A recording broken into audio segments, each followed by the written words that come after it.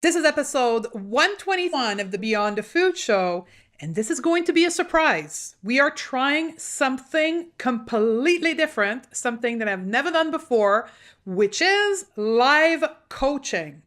I am going to answer Susan's question, but live with her. And her question is as follows: how can I release control when I have none? So if you're ready to try this with me, let's do this. My name is Stephanie Dodier, clinical nutritionist. I reversed my diagnosis of anxiety, depression, adrenal fatigue, and obesity by going beyond the food. I can tell you one thing, that willpower, discipline, and deprivation aren't the permanent solution to transforming your relationship to food. So how do you leave overeating, emotional eating, food craving, and binging behind you so you have the food freedom to achieve all of your goal and be happy now? As a top 25 alternative health podcast in the world, this is the Beyond the Food Show. Hey ladies, this is Stephanie, and I'm excited about today's episode. I'm anxious in a good way to know your feedback because the episode of today is with Susan, and we talk about something that's likely in many of you's mind: how to release control when you feel like you have none. So I've been answering question on and off, but more precisely for the last month, but didn't have the person in front of me. So I thought to myself, what about if I have the person in front of me? I actually dreamed about that a couple weeks back. I'm like, how much of an impact can it have on that person and on all the listeners? So I went into my private Facebook group for my academy student, put in a post, and all beyond to me, I had a ton of women wanting to do this with me. So here it is. This is the first episode of live coaching. I followed my intuition. Susan followed her intuition, and this is what happened. We just hung up on Skype. I'm recording this intro right now. This is going to get released on Sunday, which is today for you. And I want to hear from you. I'll tell you in just a minute how to do that. But before we go there, I want you to know that Susan is from my academy. The thing is, she hasn't started yet the masterclass. As most of you know, we had the registration open for how to stop self-sabotage masterclass up to last week, which is March the 1st. And when we recorded this, we had not started the course yet. So Susan is at the same place where most of you are right now. Now, she'll have a ton of knowledge in 3 months from now, but right now she has just consumed my free content, my podcasts, my books, my blog posts. And here's a beauty: because she was already introduced, just like you, to my work, she didn't ask for a quick fix. She asked for the real solution. But the thing is, we started in one place, wanting to release control. But as we dug, and that's the beauty of personal one-on-one coaching, we got to another place, because what she thought was the problem was actually into a completely different sphere, in a place where she wasn't looking. Susan had two very powerful aha moment. If you've been following me, you know what that is. Those are the moment where everything vibrates inside of you, like, oh my God, I never realized this before. She had two of those in less than 30 minutes. That's why one-on-one coaching works so beautifully.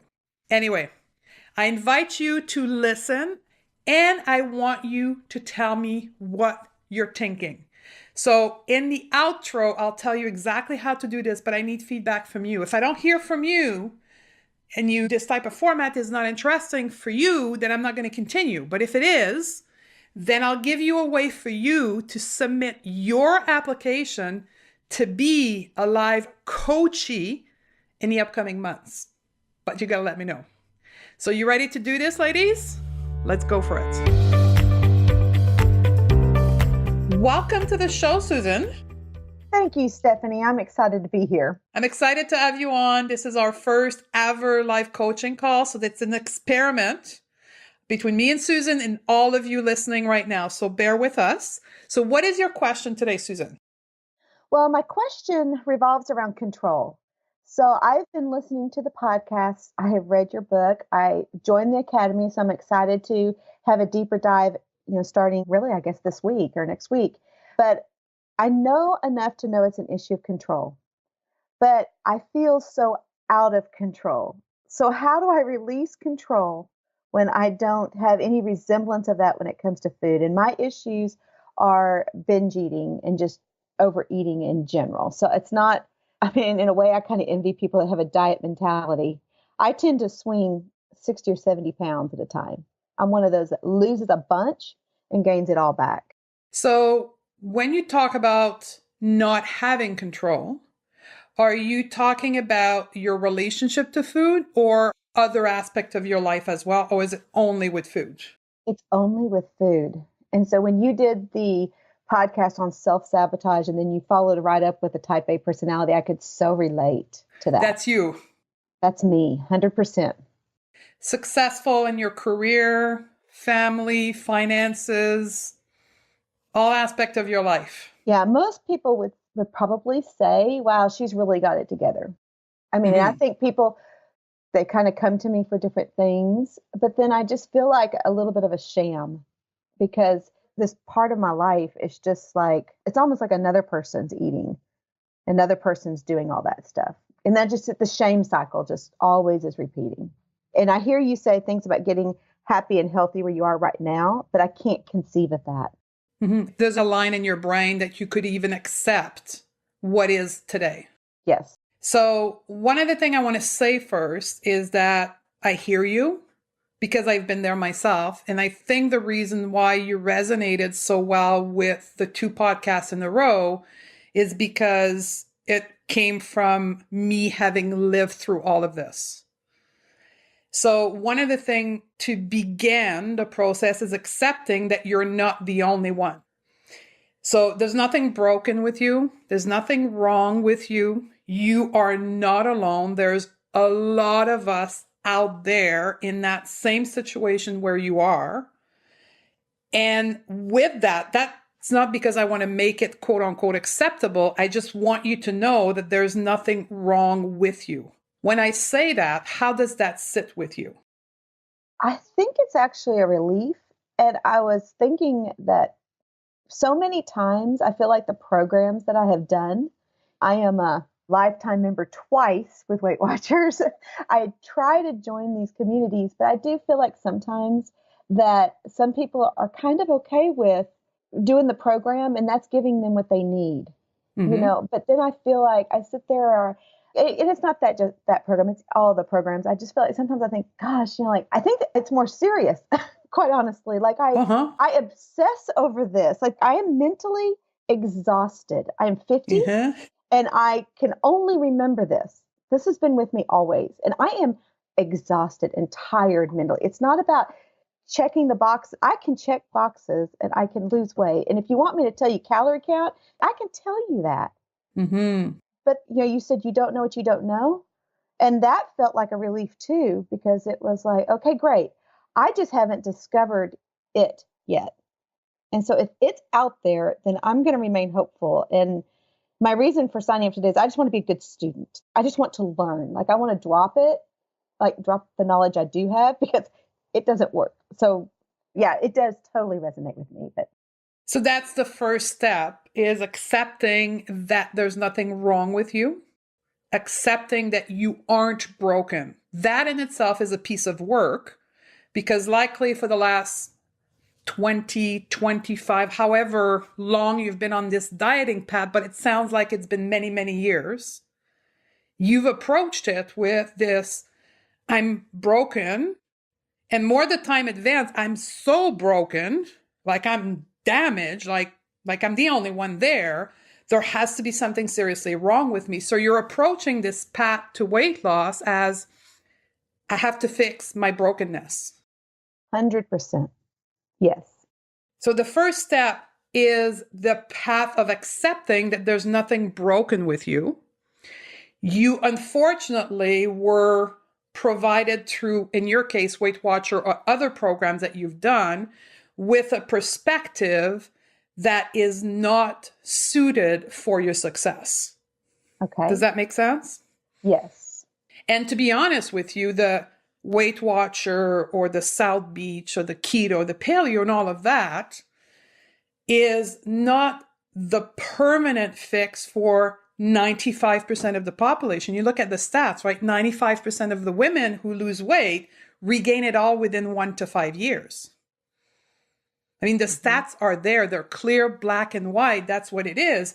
Yet, the marketing industry of the weight loss industry does not say that. It just says, here's everybody that's successful and you aren't. True. Yes. So that's why, Susan, you've resonated with the whole concept that you've broken is in part because of you subconsciously connecting with the marketing of the weight loss industry, that it works for everyone else. If it doesn't work with you, it's because you just don't have enough willpower and discipline. And into your mind, it's likely triggering your need or your desire for control because that's how you're successful everywhere else in your life. Am I correct? I think so. Yes. Because if you were to have a problem at work, what would be your solution in a result of a crisis at work? What would you do? I would work harder. Bingo. Do you have children? I do too. Teenagers? They're in college. I have a junior and a sophomore in college. So you've been through the teenage years, right? Yes, I have. So when there was a crisis, how would you, quote unquote, deal with the situation with human beings? You know, I prayed a lot. Okay. And I guess that's the release and control, right? Because I really did just pray and trust that would work out. And you prayed and trust that the education you had given them up to now would lead them in the right path, although they may be a mishap right now. Right. I would trust that those seeds would eventually sprout. And they did. Yes, they did. Because you got 2 kids in higher education process. True. Mm-hmm. Did you apply more control, more rules, more regulation, and try to work harder? No, that's interesting. I probably, as they got older, I intentionally tried less because I wanted them to experiment when they were still under my roof. I wanted them to be there, try to figure out some of these things. So if they had a friend, like when they were little, and if there were 3 girls in the room, 3 girls never get along. And so I would help mediate and teach them how to talk to each other. But when my daughter was in high school, I would suggest things when she came to me, but otherwise I would let her figure it out. So you let go of the control. Yes. And the desire to fix. True. So you are able to do it. I guess I am. We've just picked one area of your life into which my intuition told me you were doing it. And so I just proved to you that you can. We're going to take a quick break from our chat to give a shout out to our show sponsor, Health IQ. And I am so excited to be partnering with them and bringing you forward an innovative insurance company for the American listener. Health IQ helps health-conscious people like yogis, runners, cyclists, weightlifters to get lower rate on their life insurance. Just like you save money on your car insurance for being a good driver, Health IQ saves you money on life insurance for living a health-conscious lifestyle.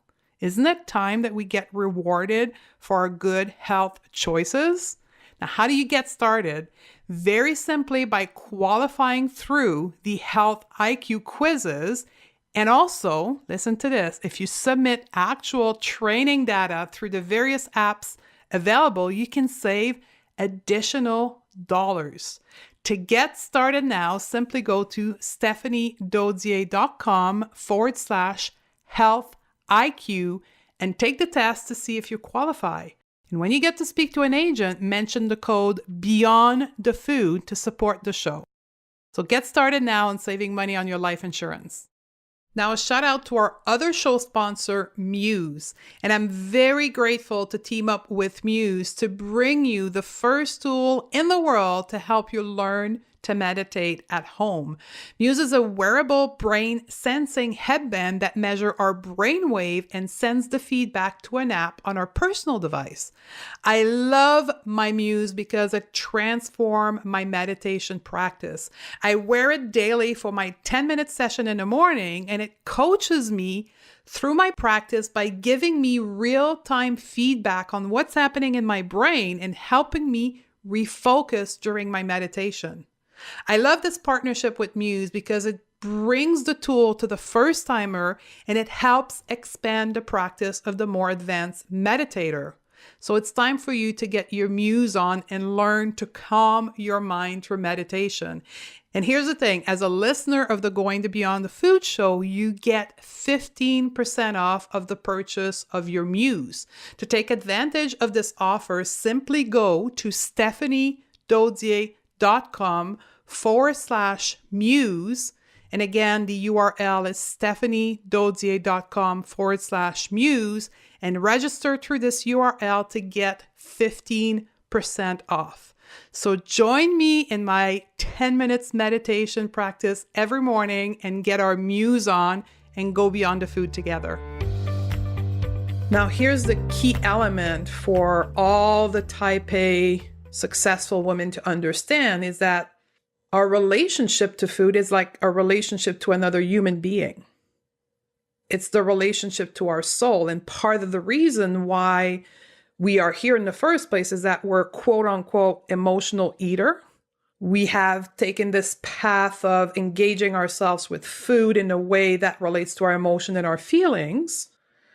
And we use it to feel better, whatever the situation may be for you. And it's like a relationship to another human being. Yet we try to fix it from left brain thinking.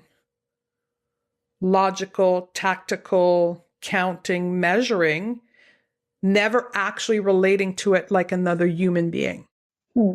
How does that resonate with you?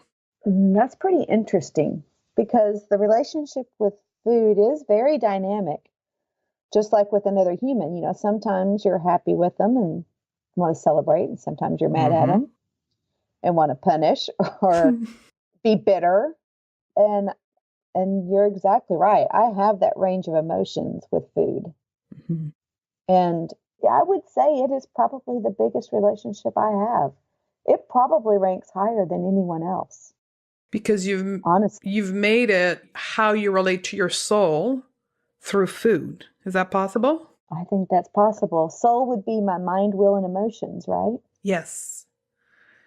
So how you relate to yourself, when we talk self here, we're not talking the external shell, but more whatever soul, spirit, mind, whatever each one of you listening right now call it in your world, we'll call it here today. So you've related to your soul and your soul is speaking to you through your food desire. Right? So I think you're right. So think about the last time you, quote, had a binge or an overeating episode. The before or the moment you were having it, what was going on emotionally or feeling wise in the background? Something that's really common for me is it's like a release. It's almost like it's yippee, I'm free. And it's from, if I can be coming home from work. My latest obsession is QTs, these convenience stores. They have ices. Okay. And so Coca-Cola ices. It's the coldness of the drink and it's my latest thing. Like I want one every single day, just like a drug addict, every day I want that. And it's like I'm off work and it's the time between work and coming in. And it's like a celebration. Okay. And I'm alone and I can do whatever I want. So it's a freedom thing. It's very important. So you're seeking freedom. You're seeking freedom, and the mean of expression at this point in time in your life is through food rules that you've been under for a number of years, I'm assuming. Always, as long as I can remember. Okay. And you're ballpark what age? I know I'm 50. I Okay. turned 50 a few months ago. So we can safely say at least 35 years of food, Rose. Yes. My first diet I can remember was about 10 years old. Okay. So it was somehow engaged with mom Mm-hmm. or authority figure of some Yeah. kind. My mom was really a pretty woman, but she always talked about how fat she was and couldn't lose weight. And Mm, everybody always said, even when I was little, that we looked alike. You know, when they'd mm. see us, they go, "Oh, I know that's your daughter." So I know that I picked that up probably from the identification of, "Oh, I look like her. I must be fat. Mm-hmm. We must not be able to lose weight." And I also remember when I was 6 in first grade, and I remember being boy crazy and liking a boy. And he's saying, "Oh, I don't like you. You're fat." Mm. And I have several of those from, grade school incidences, almost exactly like that. And so it just reinforced, "Oh, that's right. I am. We are. That's our identity. And we're So fat. We can't lose weight." So, from a pure science perspective, when we look at the evolution of the mind of a human being, what we call the subconscious mind, right? That Hmm. part, if you look at an iceberg, the top part of the iceberg is the conscious mind. And then the 90% of the iceberg below water is subconscious, what we cannot control, right? Because the subconscious mind is not controlled from our awareness, right? It's controlled from the belief and the programming that we've received. And the vast majority of our subconscious mind is programmed before the age of 10. So you've received message from your mom, your authority figure, that we're never satisfied with our body. We're fat. We need to control food. You probably saw or heard her talk about calorie counting or wanting to lose weight. And this got programmed into your brain as a state of being when you're a woman. Absolutely. And then reinforced by people in your life that said you look like her, and then the boys. So now it's a full belief. Yeah. And I think I'm having an aha moment Good. because the I call it, I work with college students in Mm. professional development, but I talk about the comparometer. Yeah. Turn that thing off. Like, quit comparing yourself. If you want a certain job, you don't have to compare that to your roommate. Like, why are you comparing? Mm. So I talk about that all day with them, but I'm having a moment here where I'm Good. thinking, man, that comparometer, it was there early, right? So then it wasn't so much what the boys said, then it turned to the girls. I don't look like them Mm. in these ways. And then it's almost like I've made it happen too. Absolutely. I mean, if you are not yet familiar with something called the law of attraction Mm-hmm. or a book called The Secret, and if you want the scientific version of that, you can go and listen to Dr. Siri Pillay. But we create our life. And it's demonstrated that we create neurons and pathway into our brain, which then release energy that creates our reality. So you were programmed very young that we must be on a diet, we're not acceptable, confirmed by the environment when you get to your teens. Now it's impregnated into your subconscious mind. So you emit this energy and you recreate it and you make it happen. Yeah, I've heard you speak about that, Mm-hmm. but I don't think I was able to really grab hold of it until I think about it in comparison when it shifts from what do others think about me to then what do I think about me. And then Mm. when I looked at the other girls, I just saw that I never had the skinny thighs. I was a cheerleader because I worked really hard for everybody's approval, but my uniform was always way bigger and I was always so embarrassed to order one. Yeah, and you were probably the holder, not your girl that jumps in the air, right? Yeah, no way. That wasn't me. I don't know Yeah, what that role is in the team, but you clearly see by their body shape where they're placed and what they do in the cheerleading team, right? right. That's true.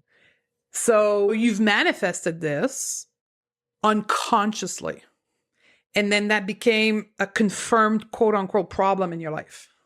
Yeah, and if I convert this into because I think another piece that's really, really difficult is the religious Okay. aspects and religion as a method of control. Like it just, I'm like, that's just stupid. But I'm sitting here thinking, if you believe in, which I do believe in, There's, negativity out there, negative force. And so there was a lie that I believed.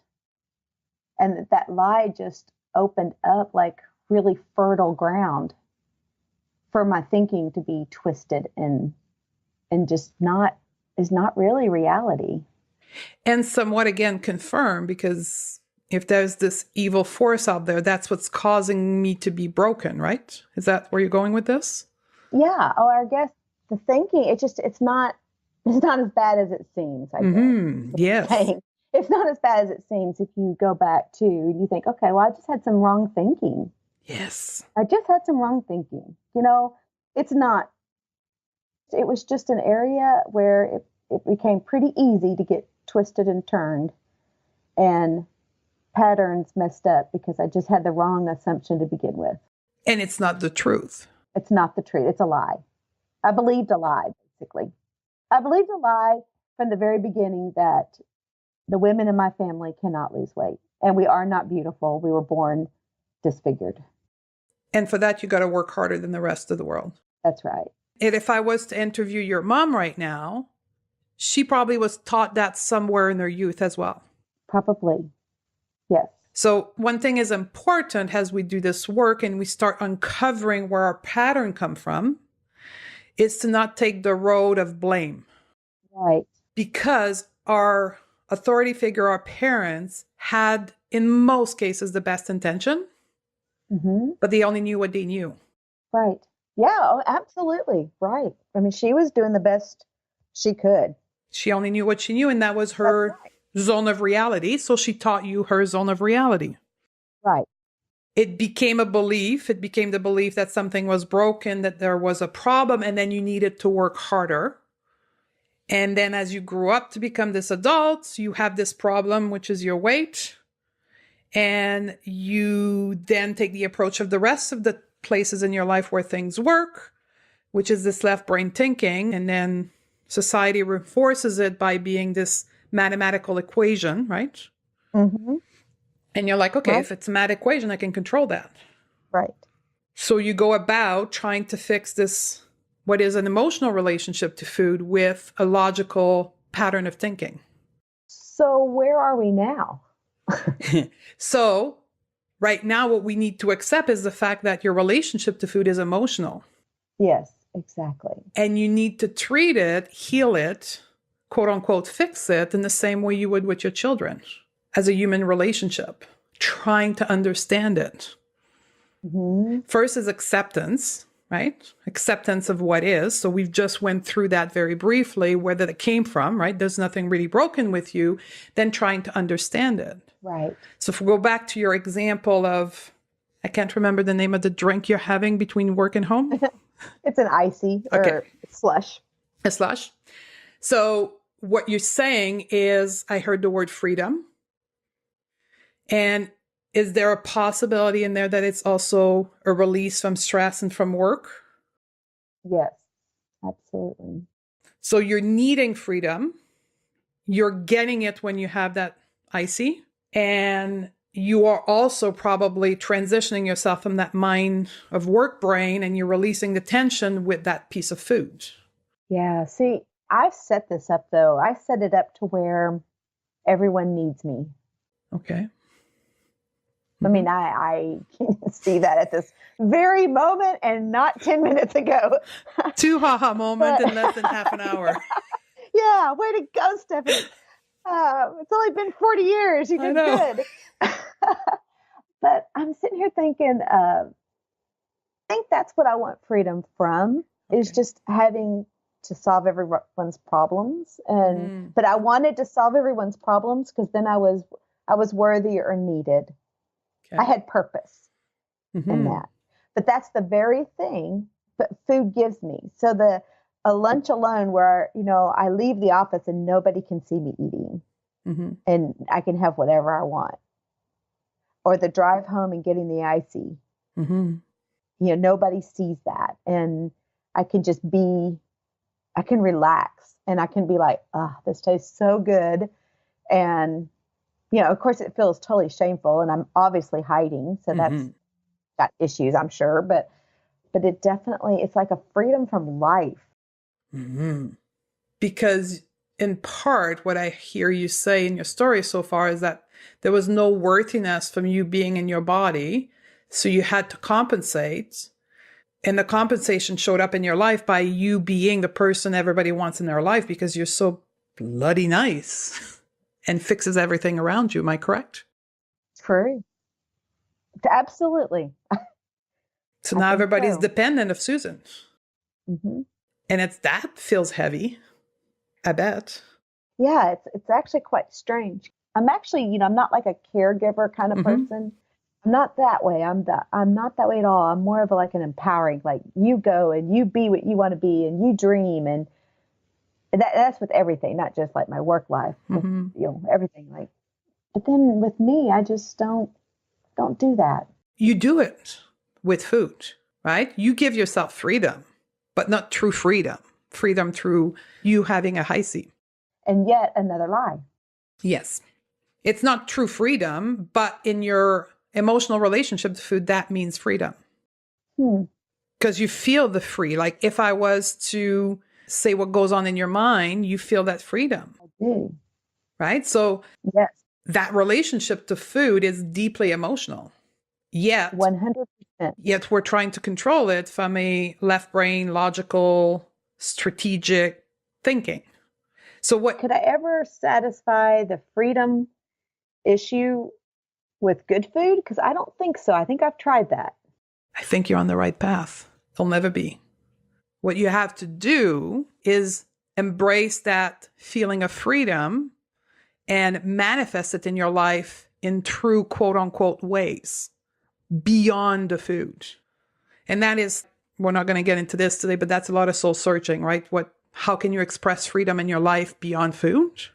That it is within work or relationship, but there's a piece there that you're deeply needing freedom. Now, that freedom could also, as you do your journey in the academy, simply by releasing the food rule, could be satisfied. That will come with discovery, right? Hmm. But I think the big learning piece from here today is that relationship to food, you've discovered you had two haha moment in a very short amount of time, realizing that it's an emotional relationship. So what you have to do is get on the path of discovering what your body is trying to tell you via your binge eating or your overeating or your emotional eating. What is the feelings behind that? And how can they be otherwise expressed into your life? I hear you. How does that feel right now in your body? When you close your eyes and you hear me say that, how does that feel? I actually, and I'm not just BSing you, I actually feel a little like it's like a spark of hope, like a little adventure almost. It's a new Maybe a new relationship. path. Hmm. Yes. Be a new path. It's a new relationship in your life. If you can invite it and experience it as such, what is my body trying to tell me when I'm having this desire? Does that mean that once you start talking to yourself, to your soul, through hearing your craving and soul searching what they mean, does that mean they're going to stop right away? No. But they will significantly get less louder because at least you're listening. Yeah. That could get the committee to stop meeting in my head Oh, over every decision. That would be a relief. imagine the stress level, how that's going to go down for you. Right. So, my advice to you today, I think you've got a lot to pounder off right now. I agree. There's no point of pushing more down because there's two haha moment to process right now. Okay. So there's going to be a lot of reaction going on into your body. So how do you process those thoughts right now? Do you have any techniques or tools? I am open to that, but I did just start something called the 5 minute journal Awesome. Yep. that I've really enjoyed so far. So I'm thinking that that is the place to go with it. Yes. So we're recording this on March the 2nd, and Susan is going to start the academy. The first live course is March the 6th. So one of the tools I'm going to introduce you to is journaling. Okay. Because that's a form of expression that's cheap, readily accessible to anyone, but it's a creative form of expression, right? Hmm. And it's easy to learn. So go get yourself a pretty nice looking journal book. like spend $10, $15. Yeah.